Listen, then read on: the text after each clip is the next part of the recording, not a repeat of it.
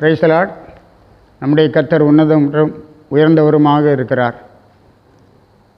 காலைதோறும் ஏசாயாவை எழுப்பினவர், கற்றுக் கொடுத்தவர்.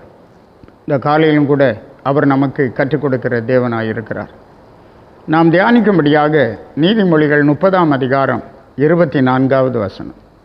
பூமியிலே சிறியவைகளாயிருந்தும் மகா ஞானம் உள்ளவைகள் 4 உண்டு. மகா ஞானம் உள்ளவைகள், ஆனால் பூமியிலே சிறியவைகள் என்று பார்க்க, மற்றவர்களால் இவர்கள் மதிக்கப்பட மாட்டார்கள். பூமியிலே சிறியவர்கள், இவர்களுக்குரிய ரெஸ்பெக்ட் இவர்களுக்கு கிடைக்காது. ஆனால் அவர்கள் மகா ஞானம் உள்ளவர்கள் என்று சொல்லப்பட்டிருக்கிறது. அதற்காக 3 காரியங்களை சொல்லுகிறத பார்க்கிறோம். ஒன்று எறும்பு. நம்ம எல்லாருக்கும் தெரிந்தது. அதை எறும்பை குறித்து சொல்லும்போது அற்பமான ஜந்து என்று சொல்லுகிறார். ஆம், எறும்பு எவ்வளோ அற்பமான ஜந்துவாக இருக்கிறது. ஆனால் அதற்கு ஒரு ஸ்பெஷாலிட்டி இருக்கிறது. கோடை காலத்திலே தனக்கு ஆகாரத்தை சேர்த்து வைக்கிறது. எறும்பு கோடை காலத்திலே தனக்கு வேண்டிய ஆகாரத்தை சேர்த்து வைக்கிறது. அற்பமான ஜந்து தான், ஆனால் மகா ஞானம் உள்ளது. குளிமுசல் கண்மலையின் மேல் வீட்டை கட்டுகிறது. குளிமுசலை பற்றி சொல்லும்போது சத்துவமற்ற ஜந்து, பலன் இல்லாதது, சத்துவம் இல்லாதது, சத்துவமற்ற ஜந்து. அதற்கு ஒரு விசேஷித்த தன்மை இருக்கிறது. அது கண்மலையின் மேல் வீட்டை கட்டுகிறது என்று பார்க்க, கர்த்தராகிய இயேசு சொல்லுகிறார், இந்த வார்த்தைகளை கேட்டு இவைகளின்படி செய்கிறவனை நான் கண்மலையின் மேல் வீட்டை கட்டின புத்தியுள்ள மனுஷனுக்கு ஒப்பிடுவேன் என்று சொல்லுகிறத பார்க்க. பெருமழை சொரிந்து பெருவெள்ளம் வந்து அந்த வீட்டின் மேல் மோதியும் அது விழவில்லை என்று ஆண்டவர் சொல்லுகிறார். பூமியிலே சிறியதுதான், சத்துவமற்றதுதான், ஆனால் மகா ஞானம் உள்ளது இந்த குளிமுசல் என்று நாம் பார்க்கிறோம். அடுத்தபடியாக வெட்டுக்கிளியை குறித்து படிக்கிறோம். வெட்டுக்கிளிக்கு ராஜா கிடையாது, ஆனாலும் அது பறக்கும்போது பவுஞ்சாய் பறக்கிறது. ஒரு ஆடேளியாக பறக்கிறது. அதை ஒழுங்குபடுத்துவதற்கு அங்கே ஒருவரும் இல்லை. அங்கே ஒரு லீடர் கிடையாது, அங்கே ஒரு ராஜா கிடையாது. ஆனாலும் அது பறக்கும்போது பவுஞ்சாய் பறந்து போகிறது என்று பார்க்கிறோம். மகா ஞானம்.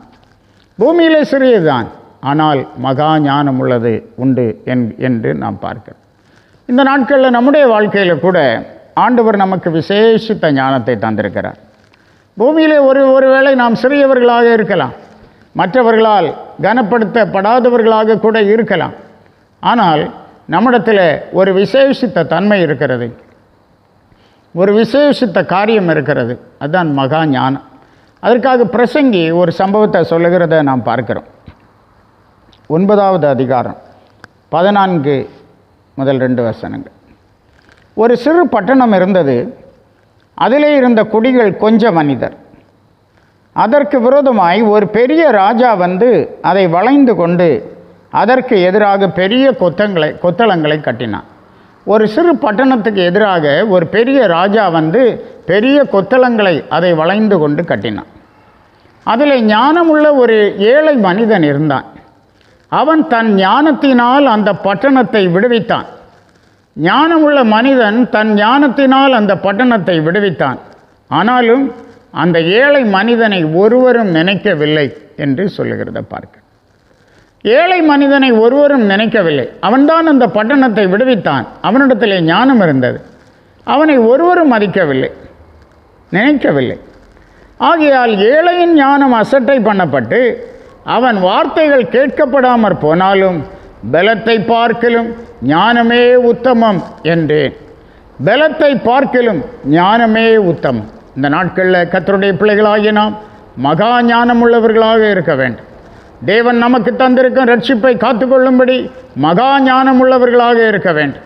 இந்த உலகத்தில் கரைதிரையற்றவர்களாக வாழும்படி மகா ஞானம் உள்ளவர்களாக இருக்க வேண்டும்.